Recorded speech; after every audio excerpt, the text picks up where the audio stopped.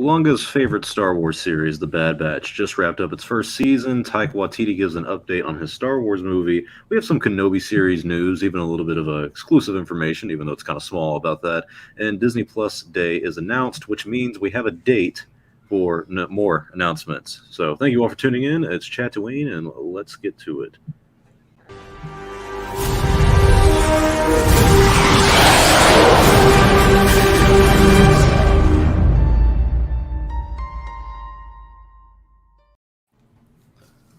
Welcome back to Chatooine, everyone. I'm your host, Star Wars Only, joined with Darth Daddy Lunga, Palpamemes, and the Goldman. I know Lunga's technically not here at the moment, but he assures us he's getting dressed on his way down here. He's probably hungover from whatever he did this morning or last night. This morning. Yeah, who knows what this man's up to nowadays? Those gummies have always stalled his progress. If anyone's new here on Chatooine, we talk about the news, topics, debate, and simply chat about Star Wars. We're also on Spotify for any podcast listeners, but if you're watching the show, leave a like and a comment in the stream so we can engage with you all. Super chat questions will be guaranteed an answer, and we only give the best answers if they are wrong. It doesn't matter if they're right or wrong. We still give them no matter what. So how are you guys doing? Goldman's completed a move. Palpamemes, you've broken a lightsaber, and the only thing I've done of notice this past week is finally uploaded more than 2 videos on YouTube. It's quite the accomplishment. It is.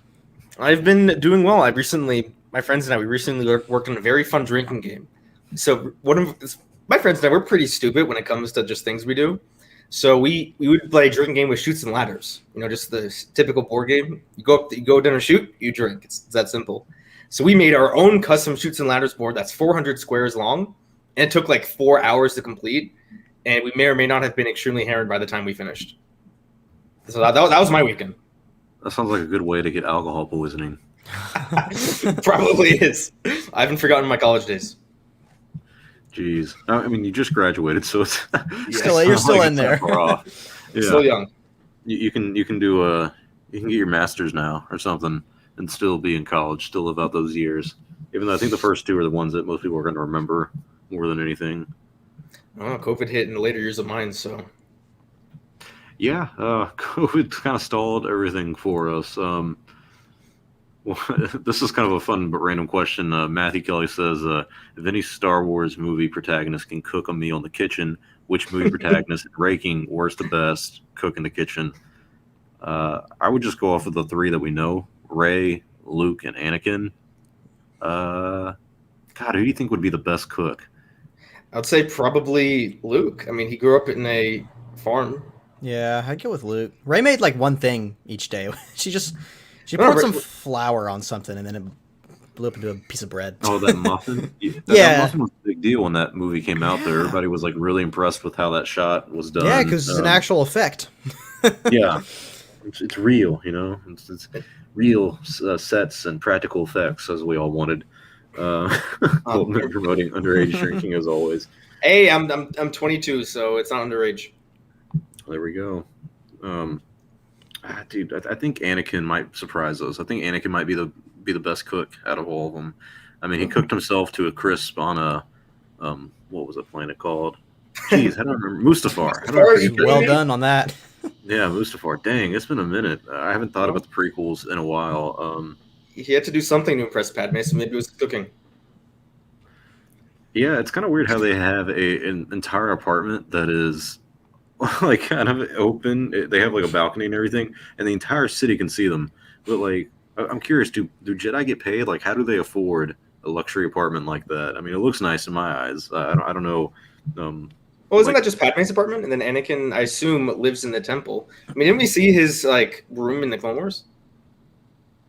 Maybe the series. Yeah, I don't remember seeing it. I remember him going into like Barriss Offee's little area, but I don't remember him staying the night at the temple ever. Because in Attack of the Clones, I don't think he did. Because most of the movie, I don't think that was like relevant. But I know he for sure was staying with Padme in Revenge of the Sith at that beautiful apartment.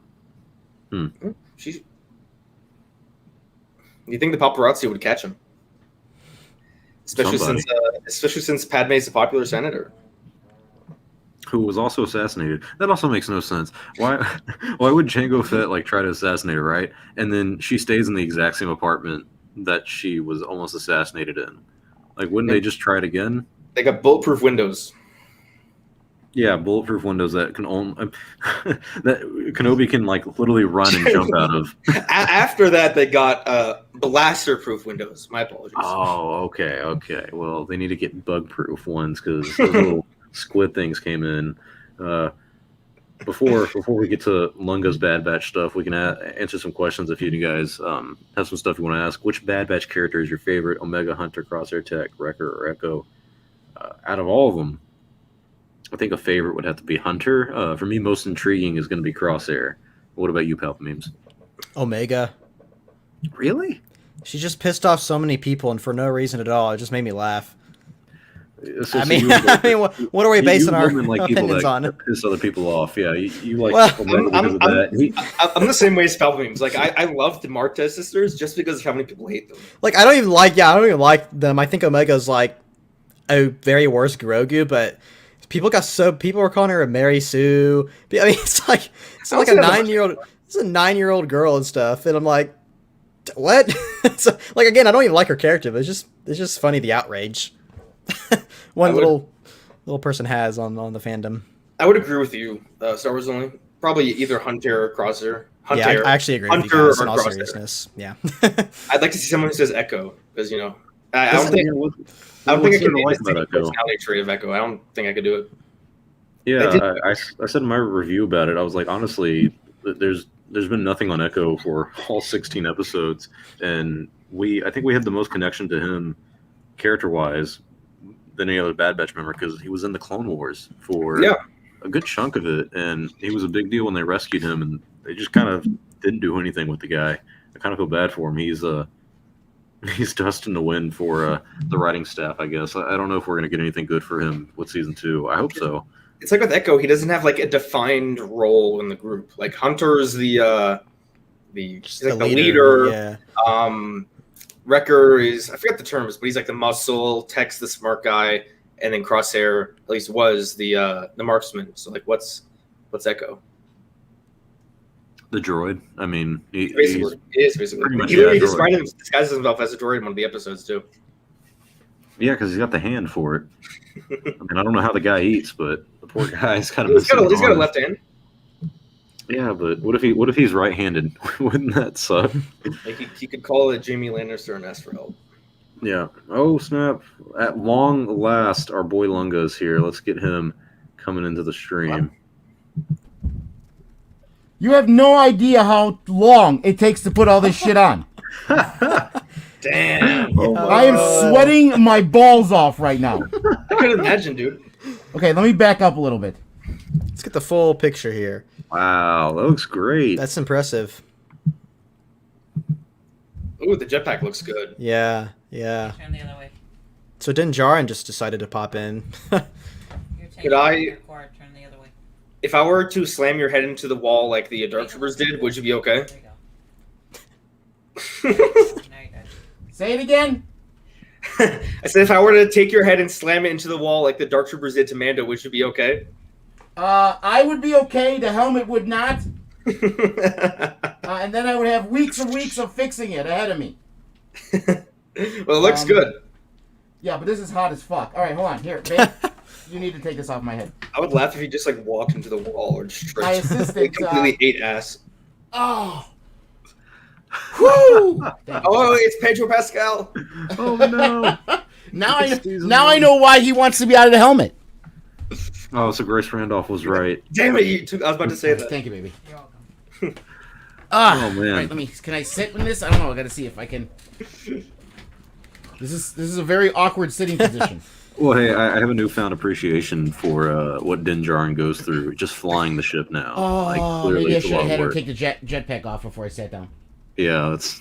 Yeah. Baby! Come here!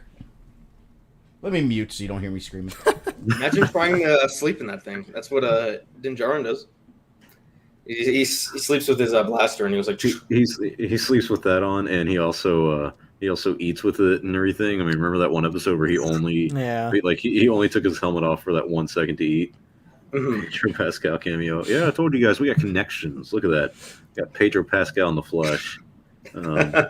He does look a lot like Din Djarin too. Oh man, this makes me appreciate people like Vader a little bit more because he was cut off from like above the kneecaps, but I think he still had his junk. So I'm not sure if there was like anything in his suit that let him pee or take a shit. But, I'm sure Star Wars Theory made a video on that. Oh God. Like, how does Star Wars? How does Darth Vader piss? Star Wars It's explained. an important piece of lore, I will tell you. It is an important piece of lore. I'm curious about it. Clearly, we brought it up without even thinking about it. This is a funny question. Lord Snorax says, "What is all your least favorite continuity errors slash plot holes slash retcons in Star Wars?" Mine would be Leia remembering her mom, despite being like a baby, whenever like literally just fresh out the womb, whenever she saw her. I think that's my favorite one. And so this is my story, and I'm sticking to it. I'm on location filming for Mando season 3. Inside scoop. And yeah. Hey, who's going to be in this next season, Din? Me. And Me. is this person going to show up? Yeah, No. yeah. He's not even born yet. You should know this. But we will have the return of Gina Time Carano. jumps. You told me that there's time jumps. You said it, Gina Pedro. Carano is going to come back and not be Cara Dune. She's Somehow. she's going to be Rey's mother. Okay, now you've gone too far. Imagine- Get me Favreau's number right now. It's going to be Cara Dune, but she's going to like look at the camera and say Cara Skywalker. Yeah. Shmi shows love up. the questions. Matt Kelly's in there. He's like, "Where did you buy it? Buy it, brother? I made this whole thing. I 3D printed and custom painted this entire cosplay. This is all me. He's Like been doing that. this That's for my. months. That's the great. Come on, guys. It's the Great Council logo. Actually, what Oh, question? yeah. With the continuity error, is it like a serious one or like a memed one? Because I remember the anything you want. Last Jedi haters were so adamant on hating that movie that they complained about Kylo Ren moving his scar over like an inch or two. Oh, yeah. Because it looked a Well, lot I'm better. I'm changing my continuity error Like- if it's coming to Kylo Ren thing. It's the fact that the Galaxy's Edge has Rise of Resistance, and it's after Episode 8, and Kylo has his mask on the like Rise of Resistance ride when it's broken at this point. No, my that's the favorite true. continuity error. That's the worst Yeah. one. Or the Maybe fact he had that a there's the backup. You know, tie- come on. He had a Oh, backup. come on. Then he has the TIE Echelon, which is the Colin Trevorrow version of Episode 9 instead of the actual one that we got. So, Although, yeah. if you do think about it, in The Force Awakens, Kylo left his helmet on the bridge where he killed Han Solo, and then he walked away, but he had one in The Last Jedi. Did someone just grab it for him? Or did he have another one in... He Yeah, probably well, has an assistant to do that for him. He's like, hey, Yeah, I'm in a Huck's bad probably mood picked it again. up Bring me on my the way out helmet. or something. I had an assistant to help me get into this, so why wouldn't Kylo Ren? Exactly. There you go. I mean, he gets all emo and whiny again. His assistant's like, here, you're Vader. Here. It's like, Listen, okay, I feel gotta better tell now. ya, the Saturday Night Live skits with the undercover boss was my one gosh. of the best Oh, things that I've was ever amazing. seen in my life. I really wish It they would do was something genius. like that again. They did, So good. They did too. Matt the radar technician and... Yeah. What was the other one? I It was forgot. I think it was like Randy the intern. Yeah, the intern, yeah. He's like, okay, boomer. He's like trying to be funny. Boomer. And they're like, what? I don't even remember that one. And anything Adam Driver does to me is just hilarious. It's just great, yeah. Like he's just such a, I don't know, just like I can just see him stand there and probably just start laughing. Yeah, Family Guy was making fun of him recently. Someone sent me a video of it where like Stewie makes fun of him for being like a hot actor for 3 months, and that's why he got the Kylo Ren role. And that like he wasn't like perfectly casted for that. And I was like kind of surprised. I was like, man, I thought most people loved Adam Driver. Like even Yeah, people even who like aren't single fans. haters are like, oh, he does a good job. Yeah. Yeah. Like people who hate this people will say, well, at least Adam Driver did a good job. Yeah, it's kind of like He's, prequel it haters. reminds me of the Ewan McGregor situation. Like, he's the only good thing. He's the backbone of the entire British trilogy for the prequels. Well, he kind of is.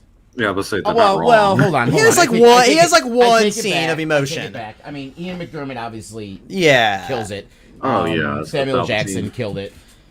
Samuel Jackson didn't kill it. He didn't do shit. Shut up. He killed it. The oppression of the Sith will never return. You Sith He had have lost. a purple lightsaber, bro. Good character. That's all you need. No, he was. Let's just hope it was he's Samuel dead. Jackson. He's not Where's dead. his He's chat coming back. gone? He's coming back. He's going to come Somehow back. Mace Yeah. returned. Coming back, Omen, just for you. That'd be funny. Speaking Have you of watched- coming back, freaking Lunga's back. So now we can talk about his absolute favorite series of all time, The Bad Batch. I'm so ecstatic about hearing his thoughts. It's actually gotten on this. better, dude. I'm curious because we haven't talked about it in some time, but yeah, if you guys don't know, and you should if you're watching this, since May we've been watching the Bad Batch series, and this past Friday it finally finished its first season. So I think we should first talk about our thoughts on the series finale, and then we can talk about the series as a whole. So Lunga, since we haven't heard about your takes on the Bad Batch finale yet, what did you think about the two-part finale? As I'm still standing up here. Okay, hold on. Yeah, I gotta put you on the spot. I'm trying to get Show this us- belt off. Make sure My the gun only belt's fans an can actual, see actually, everything. it's an actual Han Solo gun belt, by the way. Oh, now we're really having continuity errors. You can't have Han Solo. Why not? Listen, hey, I doubt he had it custom made. I believe there is some kind of Carillion Walmart where he found it, and you know, my Mandalorian got it at the same store. Bold of But, you to yeah, assume hey. that Han Solo bought it. Yeah, there you go. One thing I gotta say is all my hatred of the Bad Batch, and you know, hatred of the Bad Batch wasn't actually hatred of the Bad Batch; it was hatred of Omega. Let's be fair. The last 6 or so episodes have been spectacular. They're finally telling a story, which made me really happy. They're telling a story. They had some fan service here and there, which was good and not overdone. We're seeing, which I said early on, that this whole story is about the transition of the Empire, how it transitions from clone troopers to stormtroopers, and what role did the remaining clone troopers play, and so on and so forth. I mean, is this a spoiler thing? Are we talking about the finale now? Yeah, go all out. Like Yep. Okay. whole thoughts on the ending. Yeah. So, and then as far as the 2-part finale goes, we see, which I kind of predicted too, is that we got kind of two things going on. The fact that they take the Kaminoan cloner. Oh my God, what's her name? Her name is something Singh, isn't it? Want to say or something like that. Yeah. They take her to basically run their cloning operation, which can tie into the Grogu cloning situations. If you saw the woman that came out had the exact same patch that the cloners had with Grogu, which can also tie into the sequel trilogies with Snoke and Palpatine. So they're tying all this stuff together, which, like I said, I believe that this Bad Batch and these Clone Wars and these animated stuff they're doing in this Filoniverse are doing is all about what the Clone Wars did for the prequels. They made it not as bad. Right. You know what I mean? So that's what I really feel is happening here, and I think they finally did a good job. Echo's still pointless. That hasn't changed. Straight facts. Yes. Omega's still pointless. Sorry, she is. That hasn't changed. But everything else, they're finally telling a story, and I'm digging it. Yeah, I think I predicted before we even got halfway through the series that we were going to go back to Camino at the end, and we were going to find out more about Omega. But I was kind of surprised that even at the end of this series, or at the end of the season finale, both episodes didn't really go that deep into Omega. I think the only big reveal that we learned was that she was alive whenever the Bad Batch were created, so she's older than all of them. I mean, it makes sense. She's about the same age as Boba Fett. Right. Yeah. I mean, she might be like a year or two younger than him, I imagine. Well, because I would say, I don't know, because I think when they basically made Boba for Jango when they made the first batch of clones.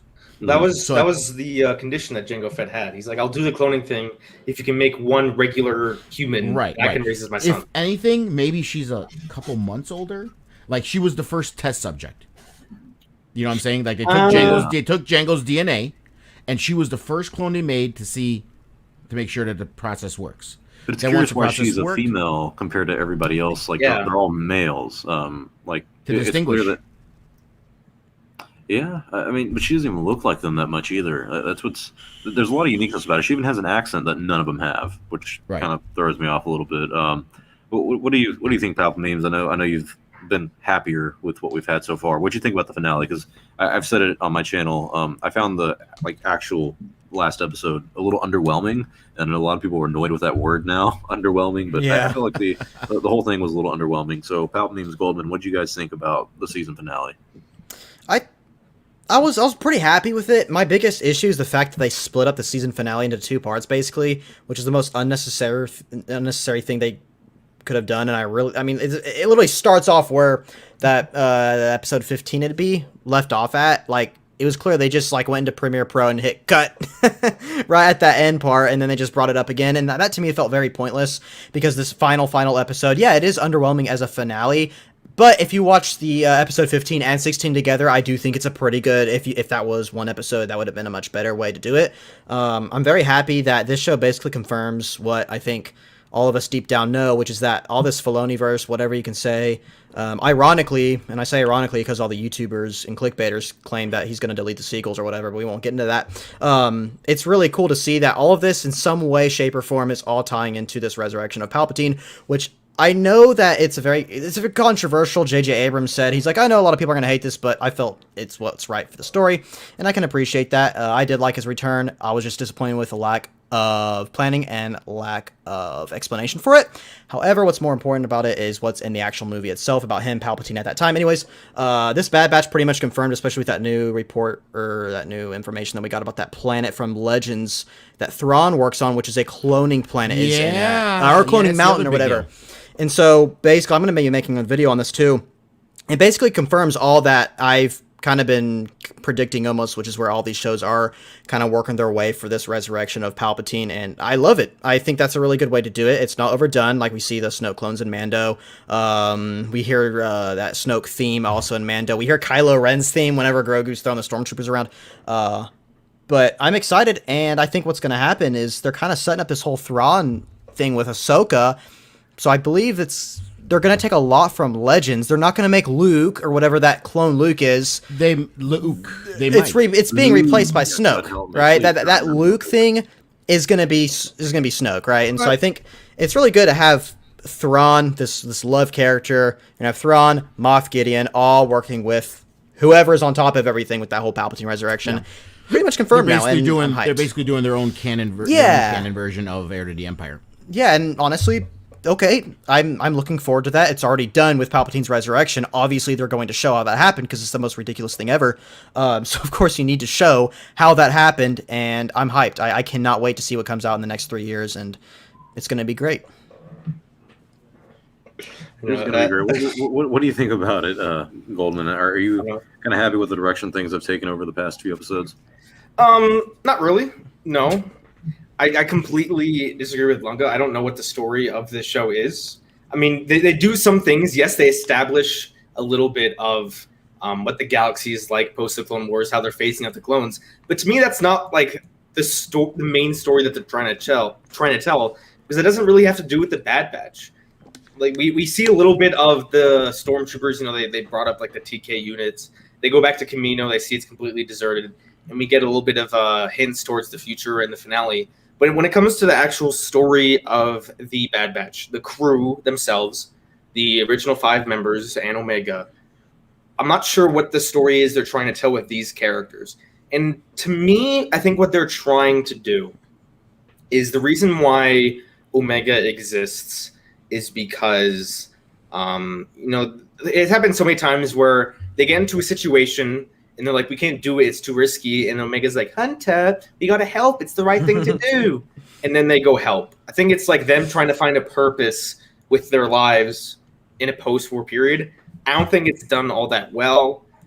So while they do some interesting stuff with the world building, in terms of the characters themselves, I mean, they've developed Hunter a little bit. I think Crosshair is interesting, although I think they're going to give him a failed redemption arc. I think Omega's a really sweet character. I enjoy watching her, but there's nothing too much to her. And then the other 3 members, there's no development there. I mean, Wrecker is kind of just a comedic relief. The role of Tech is just to explain things to the audience that aren't that clear. And then Echo literally serves no purpose. I'm not even sure he's spoken like a word in the last episode. I think he's supposed to be us. Us? Yes. God. I thought Omega was supposed to be us. I thought Omega was supposed to be us. No, because she's not us at all. Omega just canceled Lunga. Lunga's yeah, out. Dang. God, Omega canceled him hard. I guess she's forced him to. What the hell? Poor guy. Omega can't seem to catch a break. Man, oh man. Wow. Oh, back for more. Hit the wrong There button. he is. Hit the wrong button. That's funny. All right, yeah, no, I think Echo's supposed to serve as us, but I definitely agree with Goldman that Echo does not. He's not worth being in here. Are they going to have something for him? Echo the hacker. He just popped up, yeah. Socket That's arm. what he's supposed to be. He literally they meted. He's a droid. He's just a organic droid, and RJ on they literally steroids. sold him as a droid. I Yeah. mean, that's Yeah. I think it was like the second or third episode. His sole purpose is like the purpose of the droids in the Lego Star Wars game, so he can open doors by putting his arm into the devices. right.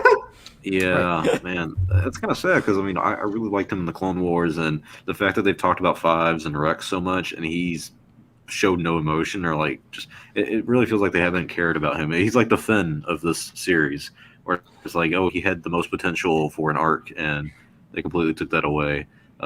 If you guys had to give a rating for the entire season, what would it be? I'll give my take first, just for the sake of it. I would probably give this entire season 6 out of 10, and the reason I say that is because I feel like there's been a lot of episodes that are pretty good. I really like the episode 15, not the actual finale, but the one right before it, the two-parter, and part 1 was really good. And I even like the premiere episode. There's the Cad Bane arc that was pretty good. There are some episodes that really shine, and I think can really show that Lucasfilm Animation can have a bright future.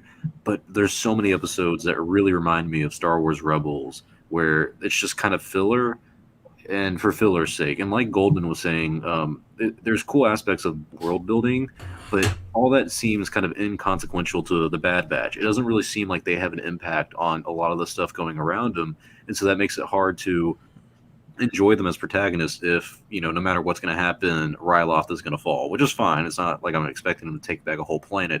I'm just saying that it just seems that they happen to be there to see things happen instead of actually having influence over it. And that makes it hard for me to care a lot of the time. So I don't really care much about the characters. I'm not that invested anymore. I liked this series at the beginning, and it just continually faded away. So that's why I give it a 6 out of 10, because in terms of my anticipation for next season, I just don't really care. I even feel like the ending, like what do they call it? Cliffhanger. We can call it Hanger Cliff for a second. The cliffhanger they gave us, the cliffhanger was kind of boring. It was just, Nala Se is going to work on cloning stuff. I guess so. It's kind of cool, but a lot of that stuff we had to speculate on. We had to really dig deep on what planet this is, and I guess that's part of speculating. But just in general, it wasn't a cliffhanger that made me want to see more Bad Batch. So for me, I give it a 6 out of 10. Palpatine's, I'll let you go first. Yeah, I'm gonna give it a half a point above you. I'm gonna give it a 6.5. Obviously, the animation, everything is glorious. Lucasfilm Animation. They've come a long way since season 1 of the Clone Wars, and it's great to see that. That said, I think we've all pretty much talked about the biggest problems, which is like the lack of character development. For me, it's always been the lack of care for these characters. If Echo died, if Tech died, or whoever, I just know personally I would not feel anything. As much as I would want to and try to, I just wouldn't, because I have no reason to really care for these characters and stuff. Honestly, if Omega died, that'd be the one that hurts me the most. And even she just doesn't have much to her. No, that would make me jump up and cheer. I'd be like, yes! Logan's like, yeah! But for me, it was standing at a 6 out of 10 until the final 2 episodes. I did actually quite enjoy those, and I'm actually on the other side for season 2 as Star Wars only, which is crazy because when season 2 was announced, they officially announced it. I was like, why? What the heck? That's stupid. No, this show doesn't need a season 2. But now I'm actually kind of invested to an extent. And I'll be honest, I know. We know why. Exactly, and I'll be honest. I'm being very clear. I don't think the show's good. I think it fails at a lot of aspects that make something good. But Sequel ties! But maybe we'll see Ray! the sequel ties. However, if they make Omega like Rey's mom or something, I'm jumping off a cliff.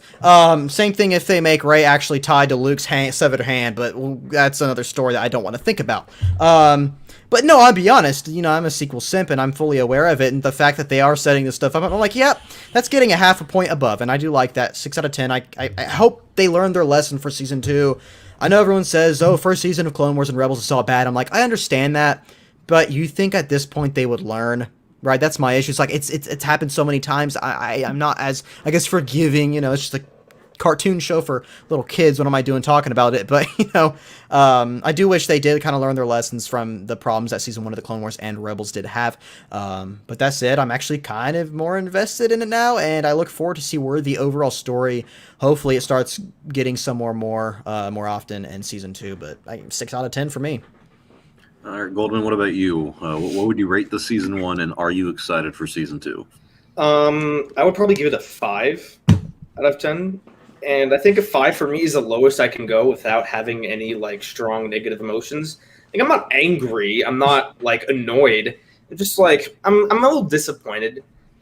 My biggest problem with the show, and people like to crap on like season 1 of the Clone Wars and season 1 of Rebels. Talking about the Clone Wars is a little different because it's not really like a linear story. It's like an anthology series. But if you look at a season like Rebels, the first season of Rebels, yeah, there was a lot of filler episodes. But if you look from the first episode to the last episode of the first season, Kanan and Ezra, the two main characters, go through a significant or decent change. And even by the end of the first season, you understand the personalities of each member of the Ghost Crew, even the damn droid, and what their role is and what their personalities are like. So even though there was a lot of filler, as you said, by the end of the first season, I feel like I do understand each member of the crew, of the Ghost Crew, and the characters went through, at least the main characters, went through an arc that I thought worked. With the Bad Batch, I feel like if you watch the first episode, and then you watch like the last 3, I really don't feel like you're missing anything. Yeah, there were some good episodes. Like I like the world building of the Ryloth episodes. Those 2 episodes I really enjoyed. But in terms of just the progression of the characters, is there a change? I don't know if any of the characters, maybe Hunter a little bit. Wrecker doesn't change. Tech doesn't change. Echo, I don't even know if I can judge him as a character because I don't know if there's a change or not. Crosshair, I guess. I mean, I did like the twist a lot. That Crosshair is like, no, it's not the chip. I'm actually committed to this. I really like that. Yeah, that was really good. Yeah. Omega, I like the characters and their personalities. It's just there's no story. It just seems like, for the most part, it's just the day in the life of the Bad Batch. And I genuinely feel like since the end of the first episode, I have not learned any more about these characters, and they haven't changed. I mean, I've learned a little bit more about Omega's backstory, but that's it. So because of that, I have to give it a 5. All right, are you looking forward to season 2 at all? Yes. Palpatine clone. Come on. That's no. Do I like connections to the sequels? Yes, but a bland story with connections to the sequels isn't gonna make me happy. I'm a little more excited because usually season 1s of these animated shows are the worst of the series, except for Resistance, and that's because season 2 was awful and season 1 was. Are you actually putting Resistance up there at all with these shows at all? No, it's terrible. I think this season 1 of the Bad Batch is not as good as the first season of Resistance, and that says something. Wow, that's Resistance is Star Wars right Caillou. Yeah, I think both shows are pretty bad. Like, I think. Damn. Well, although I do think the Bad Batch is going to get better because at least they've set the groundwork for what these characters are like. But again, like, yeah, they're making connections to the sequels, which yay. But what does that have to do with the Bad Batch themselves? Oh, exactly. 100% Yeah, with you. that's where. Yeah. Yeah, Like, that's with where the I'm talking about Mandalorian- them being inconsequential. There's Grogu. Our main character, Mando, has a strong connection to Grogu, so it makes sense. Right. With the Bad Batch, what are they going to go after? Is the Empire? Do they still want Omega? Is like Omega still like? she's wanted? my sister. Yeah, like I don't know if the Empire is still like after Omega. Are they? I mean, I guess that hasn't been addressed since like the halfway point of the season. Yeah, So- it seemed like more the Kaminoans wanted her more than the Empire. Yeah. So, like, I hope they dive deep into these characters and actually give like Echo a personality, Tech a personality, give Hunter an actual like arc, not Hunter, Wrecker like an arc maybe or something. So I'm hopeful that season 2 will give these characters a story, only because in the past with Rebels and the Clone Wars, the seasons have progressively gotten better. All right, Lunga, you're last on the list. What would you rate this Yeah. season, and are you excited for season 2? Prior to the finale, I would say prior to the last like 4 or 5 episodes, it was like a 3. Wow. Yeah, because 70% of it's Omega, so 70% of it's shit. And then the little bit we did get with the Bad Batch was the same shit every episode. It was not. I mean, what do we do now? What do we do now? Oh, let's do another illegal thing to survive. Let's do another legal thing to survive. There was no progression, nothing at all. Now, when I say we finally got story, I know Pelvamy says he disagreed, or Goldman said I disagree. I didn't see any story. There wasn't. How many total episodes was it?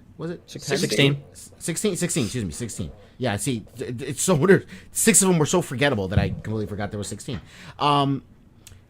16 episodes, there was no story, but they started to finally develop when I say it's just got to be a story, there's a plot that's interconnecting with the past and the present, and it's kind of bringing it all together.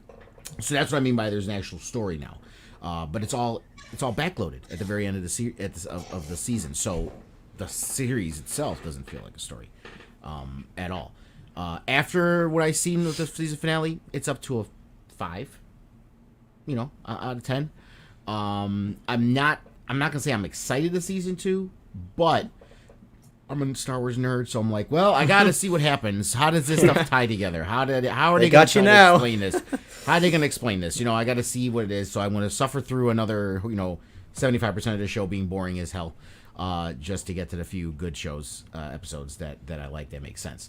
As far as like what Goldman was talking about, how there's no character development, this and that. To be fair, all their animated shows are like that. The first season Not of all true. their animated shows, Not Rebels. even Not Rebels, Not even Rebels. Rebels, Not Rebels. even Rebels. Not Rebels.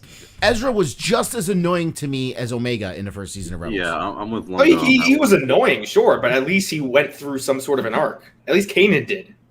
Ahsoka was obnoxious in the first season of Clone Wars. They Well, again, the Clone Wars is a little different because it's not focused on the same characters. It's like an anthology story. So right, but at least the Clone Wars and Ezra and Ahsoka had one saving grace. They were freaking Jedis. They had the Force. Okay, Omega is what? A quippy clone?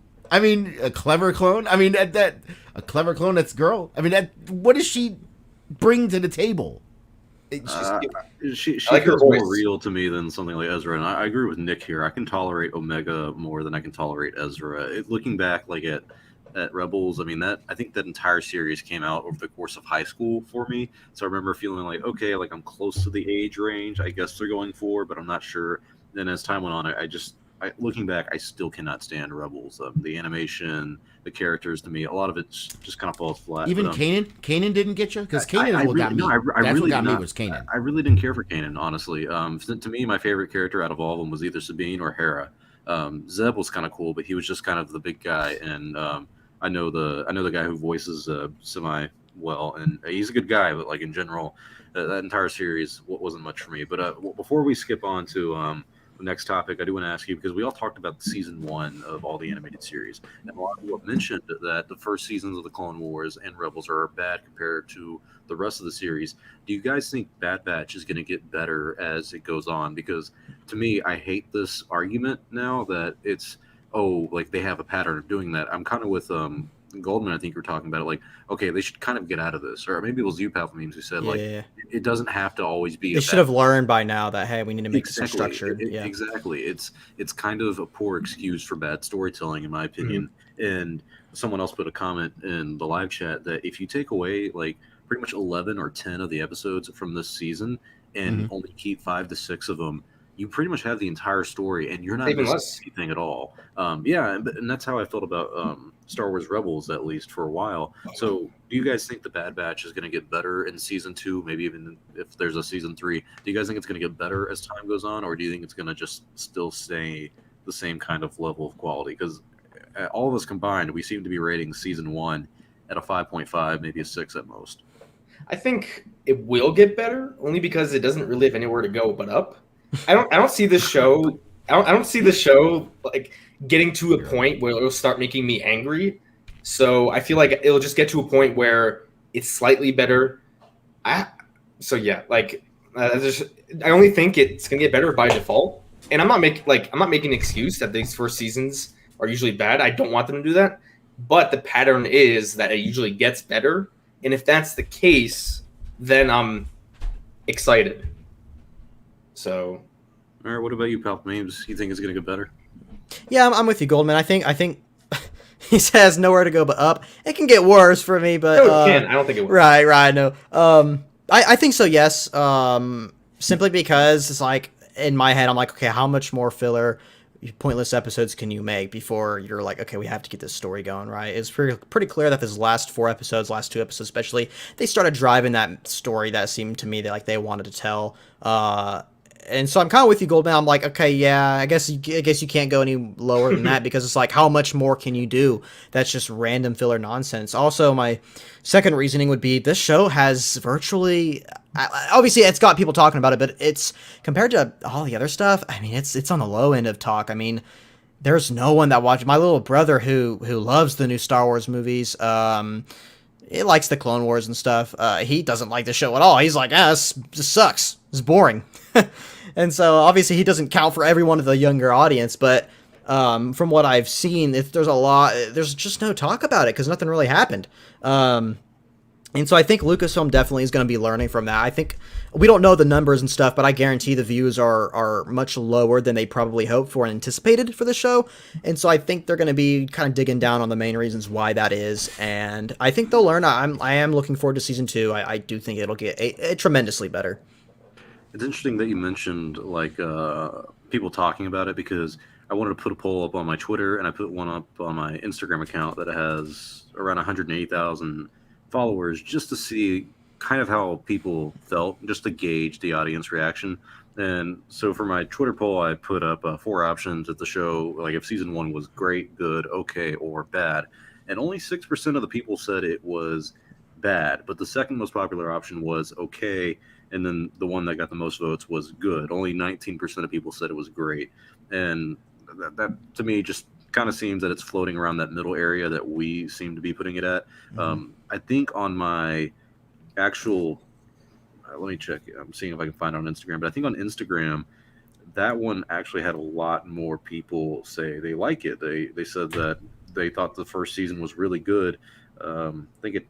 I can find it, but I think it was like 80% of people who said it was good, that they really enjoyed the first season, which I kind of find a little surprising because, like you're saying, Pal Memes, I don't feel like a lot of people were even talking about this show in any way. So it's kind of curious that it got that like high of a reaction. Oh, here we go. It had 16,000 votes, and 80% of the people said they thought season 1 was good. So it looks like we might be in the minority that there are people who actually like this show. It may just be by default. But Lunga, before we move on to the next one, do you think this series is going to get better before it gets worse? It's going to take a while. It's going to take a while, and the issue I have here is while the story might get better, at least for me, because it's going to give the people the feels. Reading is going to tie into stuff we've seen and give you that continuity feel. You know what I mean? That is what's going to make it better. But at the same time, I still don't see what the Bad Batch's role, which the show is based on. It's like they're just these plot devices and the name of the show just to tell us a story about how it ties into the sequel trilogy, basically. And that seems like such a waste to me. I can't say you're not wrong. I mean, you can be biased towards the sequels and still see the fault in that kind of thing. Absolutely. That does seem like a bad way to approach the stuff of like, okay, we're making a new Star Wars show. How can we make it unique, but also how can we fix some of the things people are complaining about? We know they did that with Clone Wars, and it really did well for them. But I hope they don't. But at least that used characters that were instrumental to everything. And same with the Mandalorian. Bad Batch has nothing to do with the sequels or even really the prequels in a lot of ways. Like these are characters completely separate. So only time will tell if this is going to get better or not. And Rebels, I would say Rebels worked because that was the beginning of the rebellion against the Empire, where you had a lot of splinter factions before Mon Mothma brought them all together as the Rebel Alliance. So you had Saw Gerrera's faction. You had all these different factions that came together. So that it fits in that particular time period. You know what I mean? Because that's how those good things start. You usually have different factions until they all come together. But this, I just don't see any path forward that's going to make them important. Unless they make like Omega someone super important. Yeah, and even that will feel so contrived that I'm gonna shoot myself with my fake gun. Well, thankfully, I think this is pretty much all we can say about the Bad Batch. We have talked about it at length since May. It is over. Season 1's done with, and we talked about it probably the longest we've ever talked about it, close to 40 minutes. So, if anyone ever needs to know our opinion on the Bad Batch, it has all been said and done here. Next topic is the homeboy, Taika Waititi, interesting fella who is in that new movie Free Guy that I'm going to try to see this weekend. And since the Next Door movie is wrapping up, Taika Waititi, who directed Chapter 8 of The Mandalorian, the season finale to Season 1, he's given us an update on his Star Wars movie that looks like it's going to release in December of 2025. In a recent interview, he talked about his upcoming Star Wars movie, saying that it's still in the exit space stage, which is referring to a format that scriptwriters use to set up a scene in the script. But he says, but we've got a story. I'm really excited because it feels very me. I tend to go down this little sincerity alleyway in my films. I like to fool the viewer into thinking, it's this, and then them going, damn it, you made me feel something. Yeah. So what do you guys expect from his Star Wars movie by him saying that it feels very me? What does that mean to you? It's going to be unique for sure. Yeah, because that's even how Kathleen Kennedy described it. She said it's going to be unique, unexpected, and it seems like they're setting up like a big twist in this. If you pay attention to Taika's movies, okay, and even like what he did with The Mandalorian, he has this very uncanny ability to take humor and intersperse it throughout an entire movie or stuff like that, to where, but the whole movie doesn't feel like a comedy. They're just perfectly timed jokes, perfectly timed events that add levity to what is a very heartfelt and serious story in the background. So that's, for me, when he says it's very me, that's what it feels like. I said we saw that in The Mandalorian. I mean, the humor was in there, but it was a tight story, and it was a heartfelt story. The episodes he worked on, and you felt it. So that's what I think when I hear what he says about his style and what the movie could be. I talked about it in a video today about him having this lady right here. I can't remember her name. I think it's like Catherine Wills or something, but she wrote 1917. And I really think that with her doing a Star Wars movie, she's going to add to that war and grit kind of feel to it. And then Taika's going to bring in like the adventure and the light humor and everything. So I think it's going to be a well-written movie. The fact that both of them are writing it, and the fact that he's co-writing it and directing it, that normally in a lot of people's minds adds to a better story. But what do you think about this, Palp Memes? What are your thoughts on Taika saying that it's going to feel very him? I'm really excited. I think he's a super creative director. I don't know about you guys, but I'm not the biggest fan of Marvel, but I love Thor Ragnarok. I thought it had a really good spark to it, and what I think it was Lunga that was just talking about, the way he sprinkles in the comedy at the perfect time. I think Thor Ragnarok, I haven't seen it in a while, but it seems like the perfect example of that. And I guarantee we're going to see that in whatever his movie's about and upcoming.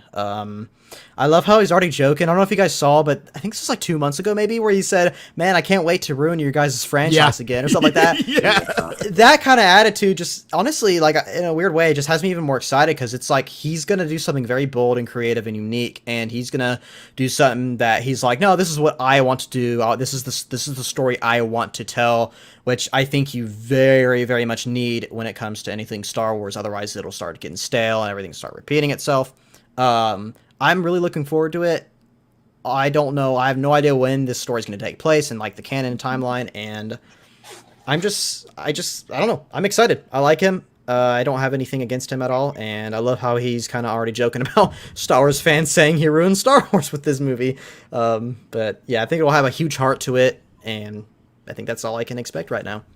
And best part, interject real quick. The best thing is he basically trolled the same way Rian Johnson did but without being offensive, like Ryan Johnson was. Yeah, he wasn't Ryan just doesn't care. He's like, screw you Right. guys. Right. But Ryan's almost But- confrontational. Taika seems Right. to like brush it off his shoulder a lot easier. Right, and make it fun, make it a joke. It's like, yeah, I'm gonna ruin it for you, whatever. You know, it's just, Hey, this is before he gets harassed by fans, though. After the movie comes out, then we'll see how he approaches the fandom. oh, he'll make a complete joke out of it. Oh, yeah. He'll make What's great about it though is that like he's already worked on the Mandalorian. I really think his episode and his chapter was really good, and it was probably one of the funniest episodes that we've had out of the 16 from the Mandalorian. So it gives me confidence that because of that experience he has on that, having someone like Jon Favreau kind of worry about the story and the writing, and then Taika focus on directing, I think we already can see that the kind of vibe that he will go for and the directing style that he will have for his Star Wars movie. And I'm actually having a little bit more faith in Lucasfilm because to me it seems like they already have the story planned out. This movie isn't coming out for like another 4 years and they're still working on the script. I think that's a very good sign. But do you guys think this means that Lucasfilm is giving directors and writers more freedom as opposed to what they did with the sequel trilogy? They gave the what do you mean? They gave Ryan Johnson complete freedom. They gave Ryan much- Johnson complete too freedom. They much didn't freedom. give J.J. Abrams shit. I think they gave JJ freedom for episode 7. I mean, with Lawrence Kasdan. No. They gave him some freedom, but that's the most movie that Bob Iger's ever been involved with. JJ was very limited on that, like when it came to Yeah, that's George fair, that's Lucas. And also that was a different situation. That was we lost Colin Trevorrow. We don't know what we're doing. Well, yeah, that can you was come? number Can you 9. come and save this, please? Figure this out. That's basically what it was. So Yeah, but episode 9, JJ and Terrio have been pretty clear. No one wants to talk about this, but they've been pretty clear and upfront that no, they didn't really touch it all. This is what the story they wanted to tell. This is their product and stuff. And this is coming from Terrio, who tried to sue Warner Brothers for putting his name on the original Justice League, right? So this isn't a guy who messes around, and they've been in terms of creative freedom, obviously, I think Lucasfilm definitely interjected in a lot of things, specifically with Exegol and the history of it. But overall, it's been pretty clear from what they've said from themselves that no, they had creative freedom, and so I don't know. I don't know how to take from that, but from what I know and from what I've heard, they JJ and Terrio had pretty much all the freedom they wanted with episode 9. You know what I find to be the most interesting about Rogue Squadron in this movie? Because the shows right now, they have a direction for the most part. Like, we got the Mandoverse. It seems like the Bad Batch is going to tie into the Mandalorian with the cloning in some way. Obi-Wan, I guess, is a little bit of a side story, but it ties into the main saga. Lando, God knows what's going to happen there. And then Backlight seems like it's introducing a new era of Star Wars. But it seems like the shows, for the most part, have a direction in terms of the story they're trying to tell. What about the movies? Like, is Rogue Squadron just going to be like a side story? And then is Taika's story going to be like a side story? Or are they going to have these movies tie into the shows in some way? Like, is Rogue Squadron going to be like the culmination of the Mandoverse? And like, Oh gosh, Squadron comes in? I don't know. I hope that's not right. I think that would likely Oh, be no. Taika's movie. I think Taika's movie would probably more likely be the culmination of like Mandoverse or something. But in general, I see where you're coming from because this is what I've talked about with the next era of Star Wars movies is that after Disney bought Lucasfilm, and even before that, everyone, whether they'll admit it or not, we all knew on some deep level that there would be a 7, 8, and 9. And no matter what, 7, 8, and 9 was going to be about the Skywalker family. It was going to be about Luke's son or his kids or the Solo kids and all that. We kind of had a loose outline on where that would go. Now that we're done with that story, yeah, who the fuck knows what's happening now, where the story's going to take place, and what the stuff is going to be about. And that's what makes me interested in Taika's movies because, like he was kind of hinting at, that there may be something unexpected to him, and I do think he's going to have some unique creative freedom. I have an interesting question for you guys on the next 2 Star Wars movies, and this is like a hypothetical. So you have 2 options. You can either see Patty Jenkins' Rogue Squadron movie tomorrow night, or instead you can see Taika Waititi's Star Wars movie tomorrow night. Both completely finished. You get a private screening. You have to pick between the 2 of them. But you know everything that we know right now. You know about Rogue Squadron. Between Taika and Rogue Squadron. You have an option between Taika and Rogue Squadron's movie. Which one do you see tomorrow night? Taika. Goldman. I was Taika. like, But if they do come out and say Rogue Squadron takes place after episode 9, I'd have to reevaluate. you literally just said what I was gonna say. Do I know when this movie's gonna take place? Time out. No, you know what we know right now. I'm just strong. I know it seems like I'm the sequel show. I just want everything to connect to the sequels. I just think that if Rogue Squadron takes place where the original books take place, like right after Return of the Jedi, I think that is incredibly boring. Right now, like the Empire is gone. I mean, right now in Mandalorian, they're like a remnant. Right. Well, there's multiple. We have the First Order, and we're going to have Thrawn's remnant as well. So there's going to be multiple factions of Imperials. Yeah, but we know that there can't be like a big war or anything until The Force Awakens. So, like, what is Rogue Squadron going to be then if it's before The Force Awakens? Like a side battle in the Unknown Regions? So Goldman, I don't know if you saw that Kathleen Kennedy interview whenever maybe a little bit after it got announced, but she openly discussed the original books and games and stuff, and she said, "We understand these characters are already established, but this is going to be a new generation of characters, right?" Which makes me hopeful. Yeah, exactly. I mean, I could go on. There's a bunch of different reasons why. I've heard from certain people that it is after Rise, but even then, even if it is after the Rise of Skywalker, I think I would still choose Taika. Mm-hmm. Just because, God, even though I love the first Wonder Woman, the second one is awful. Taika has not made anything that's disappointed me. Yeah, I'm with you. We don't know who's writing Rogue Squadron because it's supposed to be this made me think of something. Co-writing it. This made me think of something. It's gonna be a whole new generation, yada yada yada. But any chances that Poe Dameron becomes a member of Rogue Squadron? No, I think he can't because he's the general of the Resistance. I think he's going to be one of the people who gets if he does come back. I think he's going to be one of the people on top. He'll probably have a cameo if this is in that timeline, but I think he'll be one to kind of set that crew up. Lunga, conceptually, I think that's a fantastic idea, but I just think Oscar Isaac hates Star Wars. I don't think he hates Star Wars. I think he's tired of dealing with the people at Lucasfilm. That's fair. I think he's really tired of that kind of shit. I don't only because I just don't think Oscar Isaac would do it. I think it makes sense from a character perspective. I think I would love it. I just don't.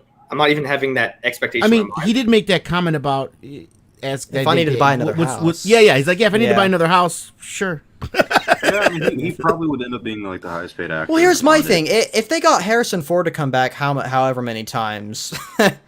They paid Harrison Ford $34 million for The Force Awakens. Yeah, they didn't get Oscar Isaac money. back. Yeah, money I know, talks. If you're Lunga knows. I mean, this guy's an actor. If you're Disney, you do not pay Oscar. Oscar Isaac's not big enough.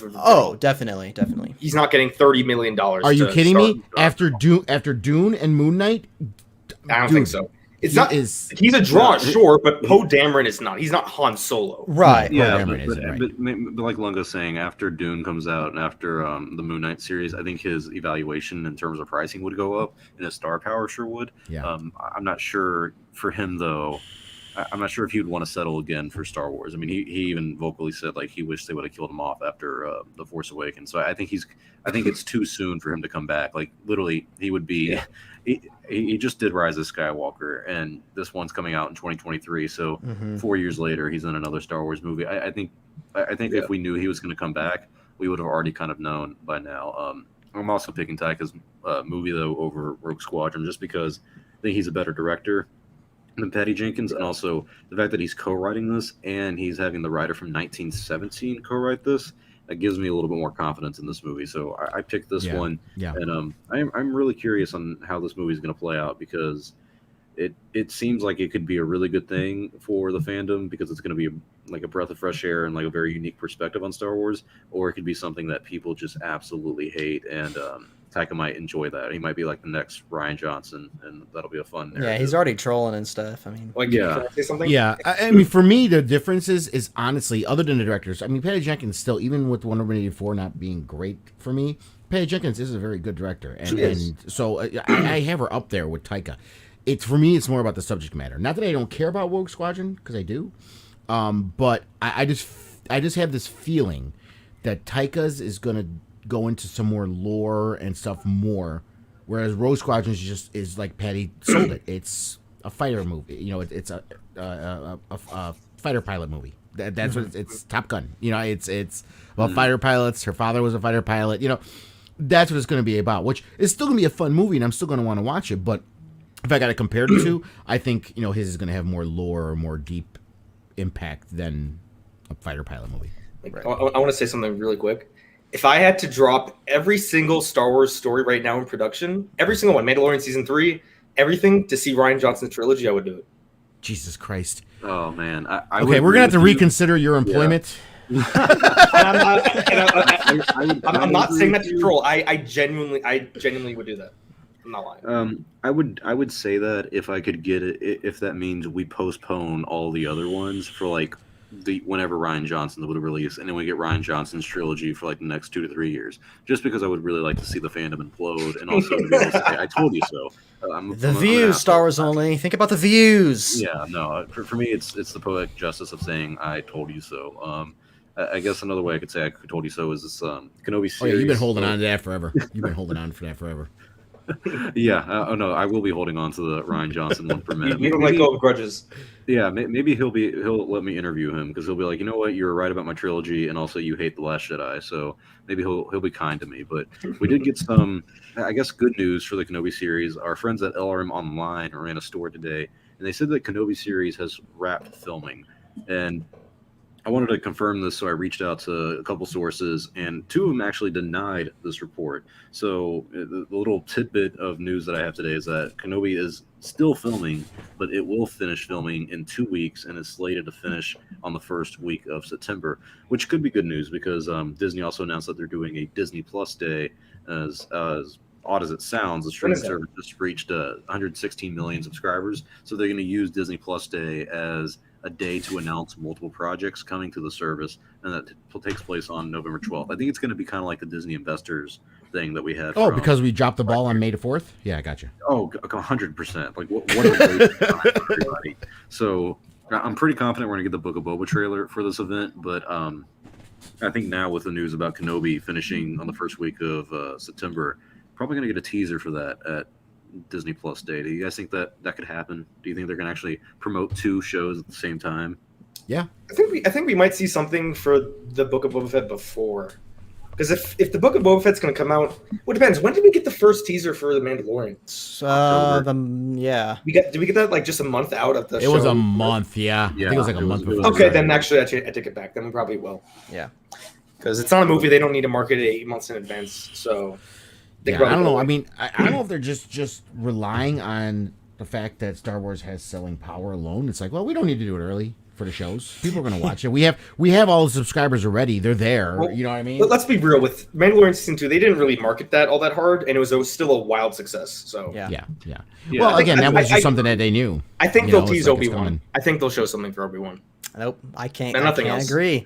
I think they will, just because if they finish filming in September and the show is Disney Plus Day isn't until November 12th, I mean that's a month and a half to just show him in the fucking robes or something. Like if they do anything with Kenobi, I honestly think it's going to be one of those where you just see text on the screen and you hear Ewan McGregor's voice saying some lines from the show. No, not hello there, please. I think it'll be a teaser. Lord. I think we'll get a short teaser for Obi-Wan.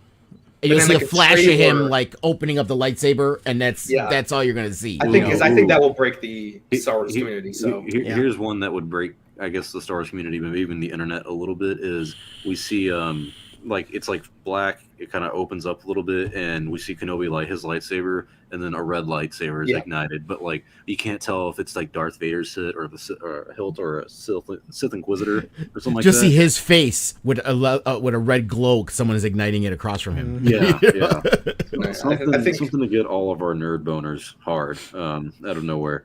Or how about he just pops up and goes, "Hello there," and then that's the end of the trailer. That would break the internet. I don't think they're gonna.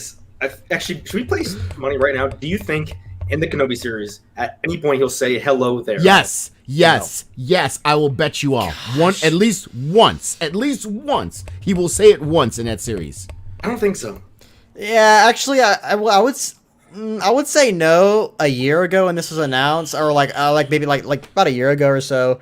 But now with all these recent leaks and stuff, all these Inquisitors, Vader's back, and all that, it's not going to be as dark and deep as I think we were, at least I myself was hoping it would be. So yeah, probably they're probably like, "Hello there," and then I was like, "He said the thing," and then prequel memes is gonna, "Oh my gosh," and then everyone's gonna forget about it like the next day.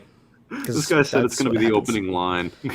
That was his first ever word spoken in episode 4. Was hello there. Yeah. He literally says hello. No, his first ever word was whatever he shouted at those Tusken Raiders. Okay, so I have an interesting question because 2022 seems like it's going to be year-round Star Wars content with us getting 4 shows over the entire year. So going forward, do you think Lucasfilm should try to keep a schedule like that where it's a year-round flow of content from Star Wars, or should we have like breaks like the years of 2018, 2020, and even this year 2021, where we kind of take longer breaks between contents, like 6 to 9 months? Do you think that should be the format to not give us too much, or do you think it should be year-round content? I think if it's shows, I don't mind year-round content. Or it depends year-round. Like if we're talking about like what they're doing with Marvel, like it's not like the Loki ends and the next show starts. There's like a month. Like there's like a month of a break, month or two of break. That's enough because shows. If they were doing, I don't think they should go back to a year for every movie. I think the movies are different, but with the shows, I can handle a gap, especially if all the shows are kind of telling a different story. Like, I mean, the show next year's, the only two that really are going to connect is Boba Fett and Mando. Like, Obi-Wan's its own story. Cassian Andor is going to be its own story.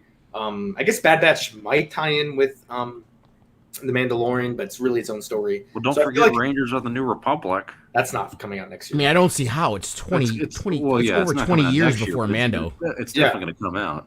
Well, connect in like terms of just like the lore and stuff. I mean, Fennec Shan's there. I don't know, but yeah. But that, No, because you said Fennec Shan. That's even worse. They just proved to us, though, throughout that whole show, that literally all those things were just fan service. They were just like, oh, look, here's Fennec Shan. Oh, look, here's Cad Bane. Oh, look, that's all it was. There was no point. Yeah, what happened to Cad Bane? He kind of just came and gone. let's be real. With shows year round, that's going to make our job as YouTubers much easier. So That I'm looking forward to, having content to talk about, instead of like Yeah. huge news Meanwhile- for. I haven't done one video or show on the Bad Batch because that sucked. So I didn't even bother. Yeah, I haven't either. I didn't even bother. Yeah, it's like 3 or 4 episodes, and I don't care to go back and like review them or rewatch them. Yeah, but I don't think the question of should they matters. I mean, they're going to do it. I feel like I don't think they're going to take any gap years. I wonder though if during this Disney investor thing, if they're going to announce any new shows, any more new shows. So they have a long list. Let's see. I want to see some kind of information on Acolyte. That's Yes. that is I'm literally looking of forward to that. everything you were talking about. If we had to pick and choose, you said if you see a Ryan Johnson one, you'll trade everything just to see a Ryan. I want to see the Acolyte. You could put everything else on a shelf. Give me the Acolyte. I don't think we'll get any information though. Maybe casting at best. I don't think we'll get anything else. I think that's too far out. Well, you guys do know that all the shows that have been announced so far, we're still missing like 3 to 4 that haven't been announced. So there could be something at November 12th. I doubt it. Because, I imagine if they would announce it, that would be like, hey, this is going to come out either next year or within the next 2 years. But there's still, I think, I don't know if it's 4. Yeah, because they told us 12. Then they tell us 12 at that investor set a call, and then they only showed us like 8. Man, they said I think it was 12 or like, I think they said 12 and then they showed like 10 to 11. I think it was like 1 or 2 shows missing. But I do know for certain that there have been people who know a lot about this who have said that there are still 3 to 4 shows they have not announced at all. And I'm curious on the slate of that. Maybe. Well, we got that Rangers of the poster. Republic. Remember that I know it was technically. I mean, it wasn't fan art, but we got that Grogu poster with Luke. Mm-hmm. Oh, which that was one. at the Yeah. Comic-Con and everything. Which it was. I mean, that wouldn't have been up there if Lucasfilm didn't. It was just licensed, so I don't- it's hard. It's a hard picture because it's like it was just licensed. So that just it could just from be what a we know, it had artistic nothing to do with. impression. Yeah, it had nothing to do with Lucasfilm's end. It was Yeah. just officially licensed, right? I'm not looking into anything with like that poster. I don't think it's going We to. should, yeah. Yeah, not yet. Though the Golden Kyber looks pretty good with Grogu. I would Dude, like him. but they having- Lucasfilm hired the guy who did the Luke's deepfake. Oh, we're getting Luke back for sure. Absolutely. That can, if they announce like a Luke show and Luke as the main character is deepfaked, I'm going to be concerned. Oh, it don't won't know. be. It'll be Sebastian. He's already signed with Disney. Mark Hamill's kind of joked about it on Twitter. Like it's something that's like, I don't think so. They already. I think if they were going to announce Sebastian Stan as Luke, they would have done it in the Mandalorian finale. Just Like, like they have him- should have announced something on May the 4th when they didn't. This is Yes, Lucasfilm. Ju- This is No, Lucasfilm. no, but it's Yeah. different. Like I don't know. To me, I I feel like if They don't announce understand that. anything I think until the it's- last minute. I think you're giving Lucasfilm marketing too much credit for its work. I don't think Lucasfilm knows how to market Star Wars that well anymore. And I think it's not even marketing. Like they had what's her name, Rosario Dawson as Ahsoka, and we're not going to see Ahsoka again for another 2 years. So why couldn't they have done that with Sebastian Stan? And it's not Yeah, like but he think even about needed think to about come out. Ahsoka. We didn't get any word from Lucasfilm about Ahsoka until the season started. They never confirmed it until the season started. no, not That even that. Rosario what's- Dawson was playing Ahsoka. What's the difference it with Luke? wasn't- They didn't confirm Luke until they showed Well, up. he was supposed to be a surprise. That was a welcome secret for a reason. With Luke But Skywalker. it's like what if they just announced a Luke show now? It's no different with Ahsoka. They announced an Ahsoka show after her episode. So they announced a Luke show after his episode. Yeah, I think like Star Wars only says that you're giving Lucasfilm too much credit. Their I might be. marketing. I might be. Yeah, I don't see them doing anything intelligent like that to build up hype for it. I think they're really relying on short-term marketing, where it's like a month before they're going to say something. Like the most we've gotten really about the Kenobi series was the casting news from like 6 months ago, and that just kind of came out of left field. So I'm like, even that series, I don't know when we'll get a trailer for it. Like we said, maybe on the Disney Day, but in general, I don't think we're going to get news for shows until probably like Celebration of next year. I think they're saving a lot of big announcements for that. But I do want to talk about whatchamacallit, The Mandalorian, because we know that The Mandalorian is a big reason that Disney Plus is as big as it is. But one complaint I've seen people make recently, mainly talking about the Bad Batch not being so good and like some of the new content coming out, is that The Mandalorian Season 2, because of the cameos and all that stuff and like Luke showing up at the end, people are saying that it has kind of set expectations too high for future content. So my question to you guys is, do you think The Mandalorian has kind of ruined, because it's so good, has ruined how future fans are going to consume Star Wars shows like The Bad Batch, where we expect big Luke reveals at the end of every season or something like that? I don't think so. I mean, the Luke thing was when you get that kind of like thing at the very end of a series, which is supposed to be a payoff or whatever, that's what it is a payoff. It's not supposed to, every show isn't supposed to get that kind of. Every show has its own story to tell. And while the Luke Skywalker thing was great, I obviously loved it. People were in tears. We know how great it was. All this other good stuff. But let's be fair. If it wasn't Luke, let's say it was Plo Koon. Let's say it was Plo Koon. Right. Would the show have been horrible? I mean, it still would have been a good show. We still would have liked the show. Let's be fair. I think I can honestly say that. No one would have said this show sucks if there wasn't Luke at the end. You know what I mean? So I don't think it hurts it. But again, I mean, everyone has that. Every movie has that. When you get a movie that starts, the sequel always suffers, except for Empire. That was like literally the only one that didn't. But I mean, like in movies across history, anytime there's a sequel, the sequel always does less than the original one does. So you're always gonna have a little bit of a drop off, but I don't think it's gonna hurt it. I mean, did they set a high bar? Sure, but I don't think it's gonna hurt it. Yeah, I am worried too, because I mean, fans are already expecting a ton of cameos and stuff to come in the Obi-Wan show, and then people are talking about Plagueis with the Acolyte and stuff, which I think is fair with the Acolyte, because the story very well could revolve around that. I think the problem with the Mandalorian is everything was just, which I love season 2, by the way. I mean, I absolutely love season 2, but I have to admit its flaws and stuff, which is everything was just so convenient. He just so happens to run into these people who lead him to there. He happens to run into them, blah, blah, blah, blah, leading up to Luke. So when you say it was paid off, I understand that, but it's still, everything's just so, like, the entire story was revolved around how many cameos and how many people can Mando meet for the sake of fan service and stuff, which, again, just to say again, I did love the season and Luke Skywalker, that scene with Luke Skywalker. I mean, come on. It's one of my favorite moments in Star Wars, because it's just so great seeing that true Jedi Master after Return of the Jedi. He's matured and stuff after that. What is he like? How does he act and stuff? So it's really cool seeing that. But in terms of future content, yeah, definitely fans are going to be disappointed when Mando Season 3 doesn't have a cameo in every episode. Though one of the workers already said, or someone who worked on it already said, that it's going to be focusing a lot more on Din Djarin. It's not going to have as many people coming in. I don't know if you guys saw that, but And fans are going to be disappointed by that. How many? I don't know. I can't say how many because it's just so hard to tell. But yeah, I do think it's definitely going to be somewhere. People are in the Kenobi show and the Acolyte and Mando and Rangers. Everyone's going to expect a new character to pop up, blah, blah, blah. And when it doesn't happen, people are going to be like, well, where was this or that? Kind of reminds me of the whole Snoke thing where people were like, Snoke's Mace Windu, Snoke's freaking Jar Jar. And they're like, Snoke's clone of Palpatine, or like a fan clone of Palpatine, and a lot of people were like, "Oh, well, my expectations were for it to be some fan, character like that."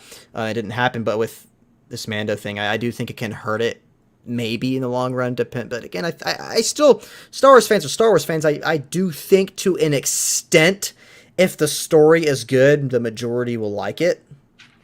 So, yeah. What's the question?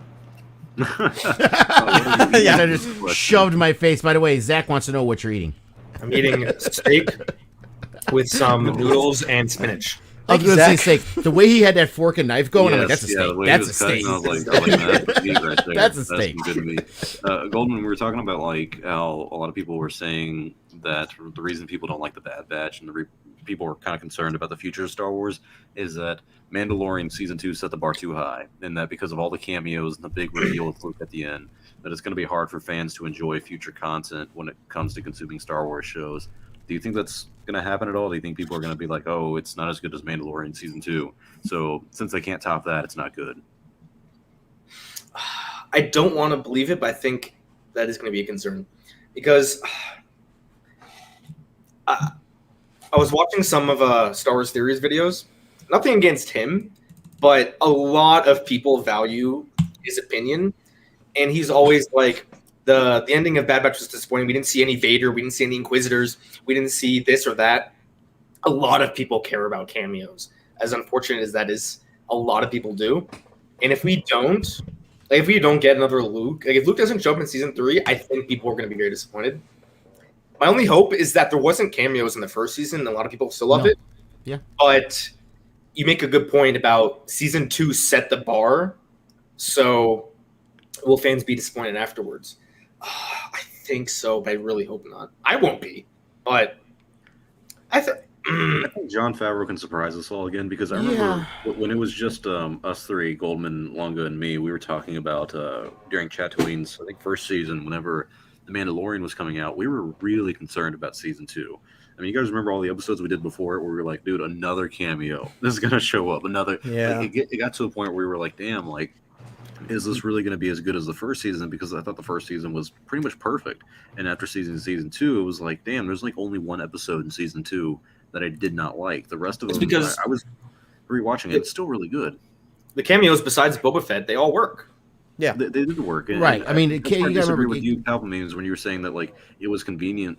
I felt like it was Din. He was constantly trying to find a Jedi, and each person could lead him closer to that. Like he was going to a planet, and he had happened to run into those people. Right. That's what I'm saying. It's convenient that he just so happens to run into. Yeah, but here's people how he is it needs. convenient. Let's consider this. You say it's convenient.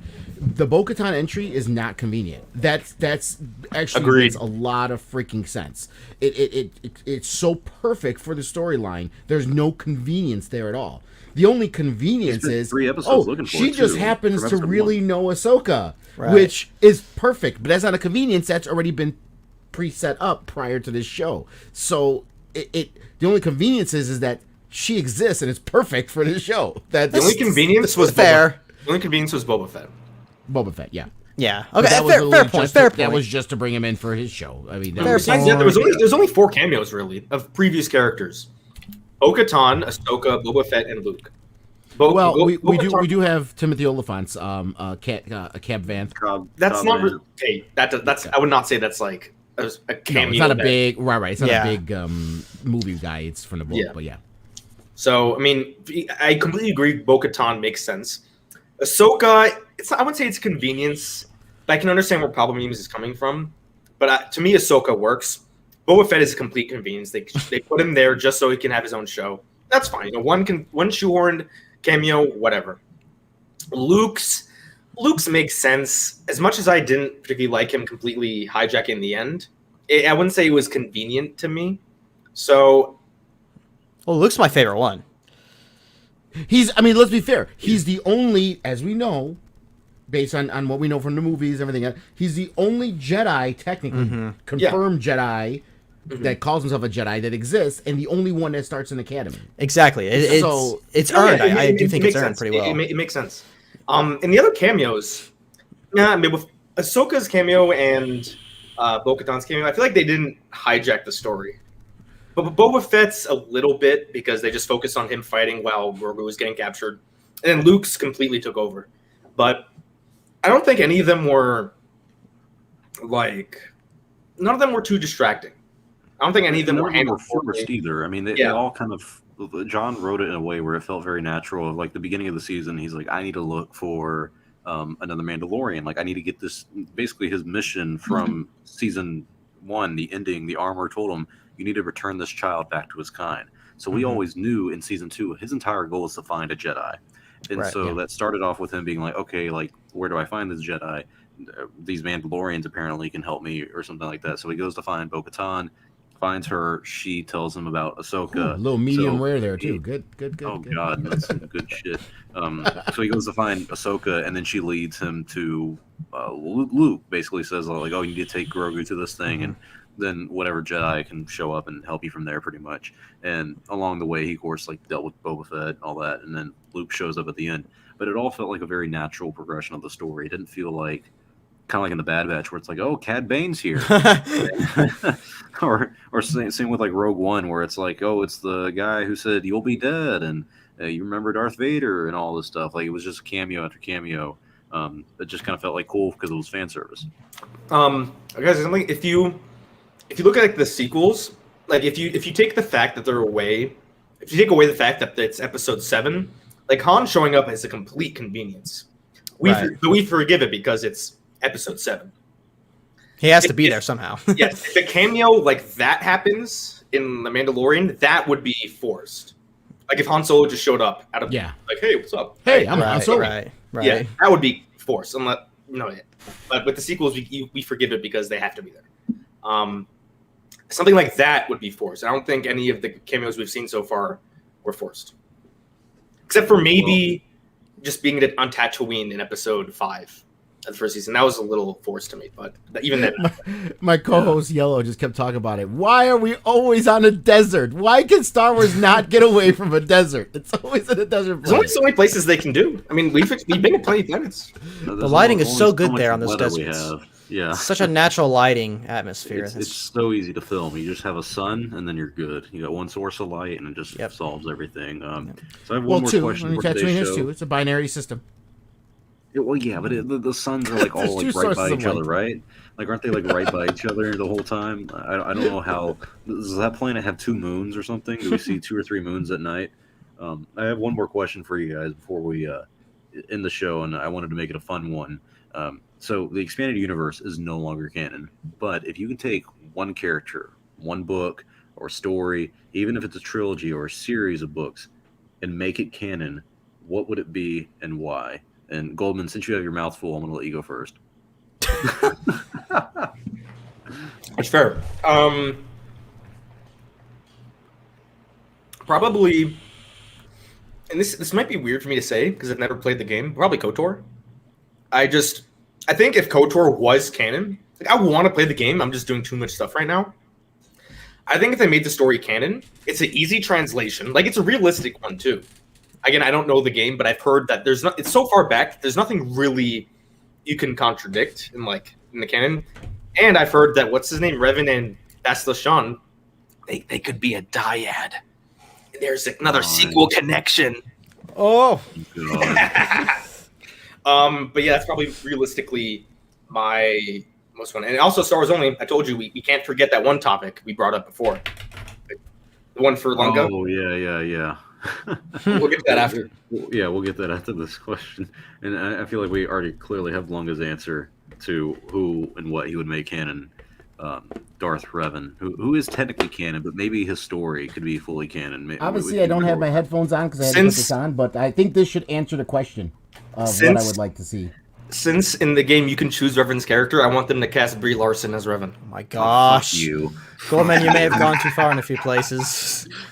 You thought the Oh my sequels God. divided the fan base. You just take that fan base that's already divided, then you take that chunk on this side, then you get a nuclear bomb and you just blow it up. No, That's what you gotta- just did, Goldman. to really piss off like the fandoms who hate the sequel trilogy, like even the Phantom Menace. You bring in Revan, you make him canon, you make like a badass story. Because what are they gonna say? Like, oh well, it's just yeah, like it's good, but like fuck Disney. Like, come on. But So Palpamemes, what's your one? What would you make canon from the expanded universe? I don't have any Story, overall character? story, but I've always been intrigued by Nihilus. You're welcome, Lunga. I've always liked the character of Nihilus, even though he's not like a super insanely deep character. I still like the idea of him as just this Sith who just got so bombarded by the dark side that his soul basically disintegrated away, and so all he is a vessel of the dark side. Now, obviously, you have to kind of nerf him a little bit. No, please don't have him eat planets and stuff. That's hilarious, but I understand KOTOR's going to be a much more exaggerated version of the Force and stuff. But in canon, I think it'd be cool to see a character like Nihilus show up. And just kind of that idea of the dark side just eating you away, which, you know, you kind of see on Palpatine, or at least everyone thought that's why Palpatine was wrinkled, and it was just because he got lightning. But I think it'd be really cool to kind of introduce that idea back, and then, of course, have it with Nihilus. And I don't know. I'm sure you can actually make a decent backstory to him and everything that I think would be pretty cool. What about you, Lunga? Who would you make canon? Yeah, obviously. Pull out the helmet for a reason. I mean, I just noticed the comment, but yeah, I the helmet was KOTOR. I would love to see Revan's story starting out as a Jedi, going to Mandalore, falling to the dark side, and then becoming a Jedi again because they basically brainwashed him or lobotomized him, I guess, to forget his dark side days. I think that's a tremendous story if they brought that in. Mostly intact. Obviously, we know they'll change things. It's Disney. But mostly intact. Keep at least the heart of the story there. That I would absolutely love to see. Nihilus, I would like to. I think Nihilus would be better served as a 10 or 12 part TV series rather than a movie. Yeah, Nihilus is so strong, though. I mean, that one's... I'm not going to say that's hard to pull off, but I feel like when we talk about, like, Rey being overpowered, Nihilus is a whole nother level. She did a mind trick! Yeah, Nihilus is over here eating planets through the Force, Yeah, like, he just consumes devouring life. him, like... And there's no Nice. stuff or, like, rhyme or reason to it. He just does it. For He's just me, mad. the one I would pick, I'm kind of stuck between two choices. One of them that I always kind of lean towards is the Darth Plagueis novel. I really like the idea of that being canon and the entire story of that. I mean, you talk about like taking the Phantom Menace weakness of the midi-chlorians and how a lot of people thought that ruined the Force. Plagueis, the novel by James Luceno, really expanded that in a very impressive and great way. And I really like the way he trained Palpatine's origin story, Plagueis, and how he like wanted to end the role too. I thought all of that was really cool. But I'm not going to pick that because I want to throw kind of a curveball to it that I think I'm into the mythos and I'm into like the lore of the Force and everything, and I'm really into the ones. I would make Abeloth canon, and I would want her story to come into it. You're talking about Nihilus being too OP and you want to bring Abeloth in? Yeah, but we already have the ones. But we have the ones, and they already we already kind of knew from the ones that like if there's a father, a son, and a daughter, there has to be a mother. So I think her being canon, considering that the ones are already canon, I want more about them. Like I really hope they talk a little bit more about the ones in future stories, just because they've been around for so long. We had a little bit of it in Star Wars Rebels, but no, I want to actually see them again or like hear about them, where they came from would be interesting. Like there's so much about the Force that we could expand on that we really haven't with the sequels. Imagine bringing an Abeloth. That would be a great way to do that.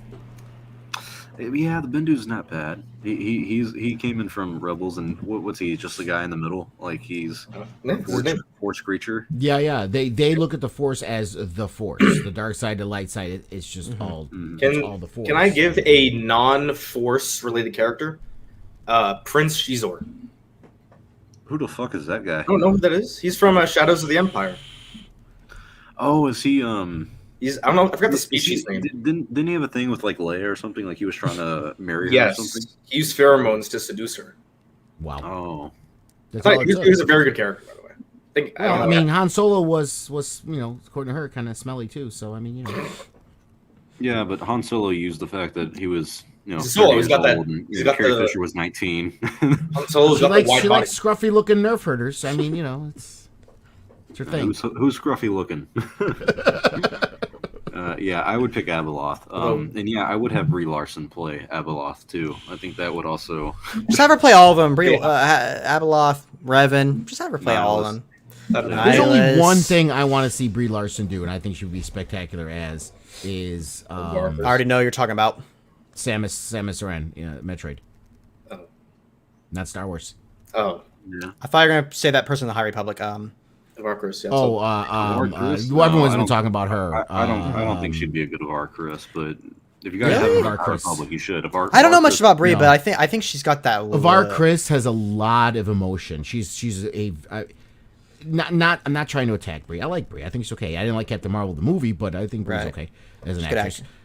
But Avar Chris, have you read him yet, Pelton? I have not. No. Okay, because I know Star Wars Only has read it. Goldman, I think you. I read the started, first didn't you? one. The first one. Did you finish Rising Storm? Star Wars Only. Oh yeah, I finished Okay. that. Okay. So I you and me loved are the most. You and me are the most cut up as far as the novels go. I haven't read all Yeah. the comic books yet. But she wasn't in Rising Storm, but like regardless. No. that But she was an amazing name book. dropped a million times. Yeah. In it.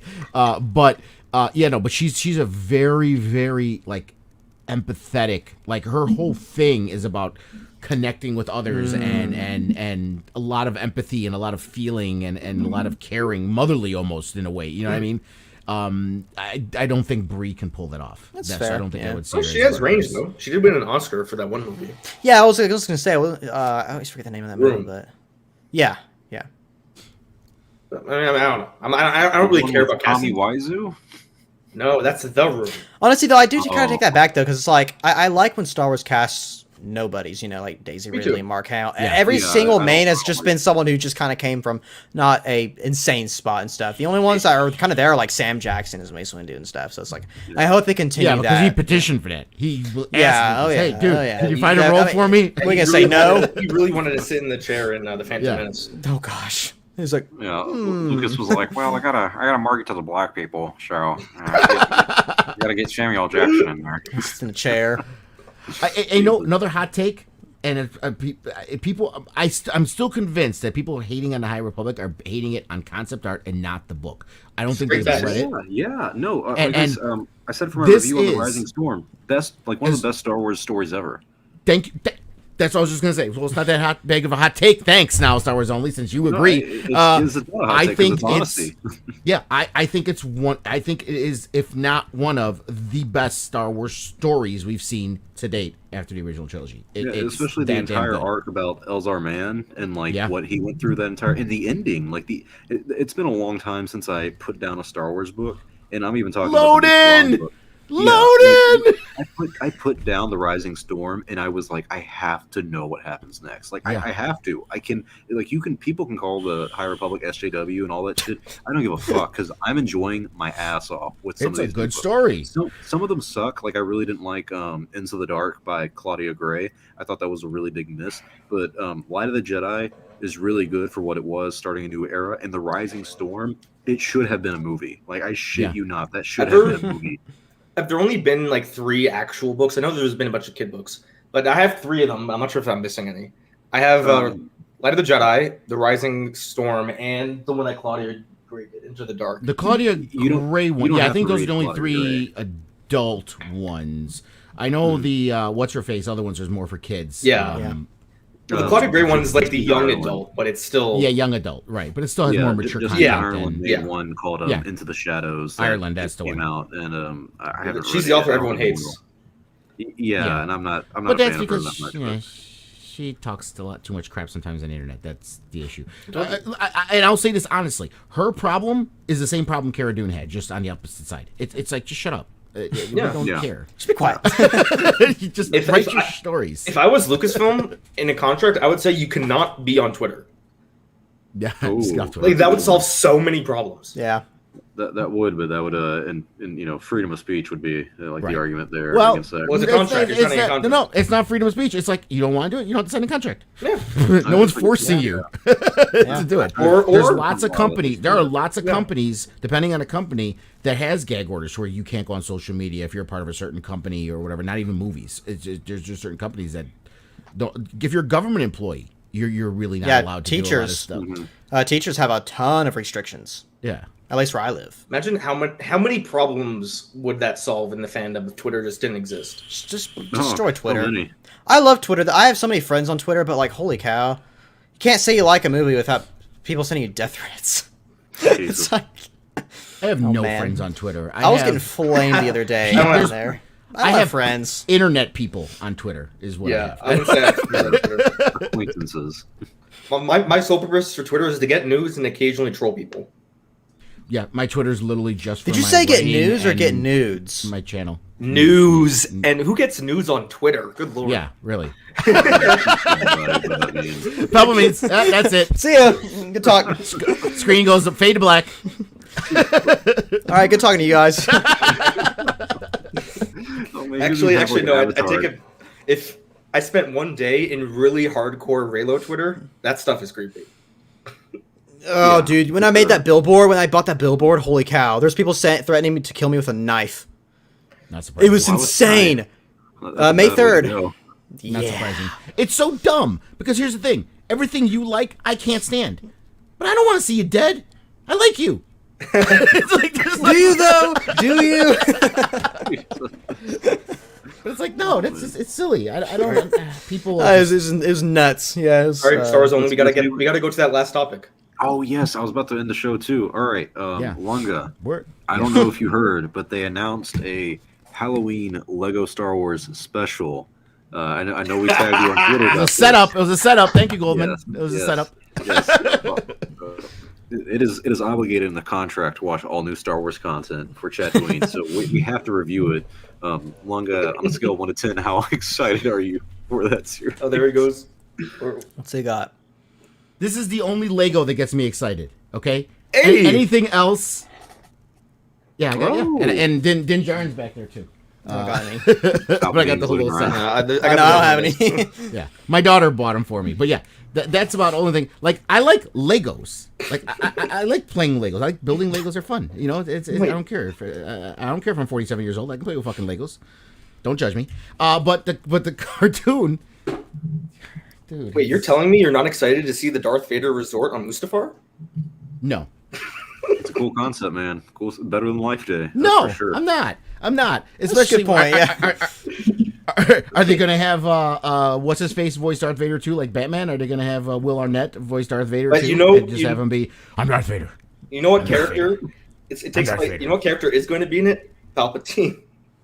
Thank He would try to walk around with his helmet all the time, and He's his little back droids would be like, again. "Oh, Lord Vader, Somehow. you helmet on." Fine. Palpatine returned. They showed a list of actors, and one of them said playing Emperor Palpatine. And I was like, they brought Palpatine back again after the Rise of Skywalker. Sure, let's just give it another vehicle to show how Rey just saves the No. entire universe, Rey's no not matter in it. what time zone it is, no Rey's not matter in it. what time period it is. Just warp her through to all of them. You know, she helped Luke destroy the Death Star. I mean, it's canon now, so we're good. No, Ray's not in I'm this. all It's gonna for be. it. It's gonna be Code BB-8. I did love that self-awareness that the original one had. They're like, yeah, you guys say Rey does everything. Let's make her do literally everything and see how you guys take that. Yeah, they had a And lot let's, of and let's put self-awareness Finn that and let's they- just put Finn in an ugly sweater and cook the whole episode. And bake. Hey, he I bet learned that No, that no. meal was good He's though. more of a Jedi now than he ever was. All right, I appreciated that. But that's all the time we have for today. So thank you all for joining us here on Chatooine. Make sure you subscribe to everyone's channels: Darth Daddy Longa, Palpameme, Goldman. All of those are in the description below. Can't wait to see you all here on Chatooine again. But until then, leave a like, give us a comment once the show ends, and subscribe to all of our channels. I'm gonna see you guys all next time, and may the Force be with you always.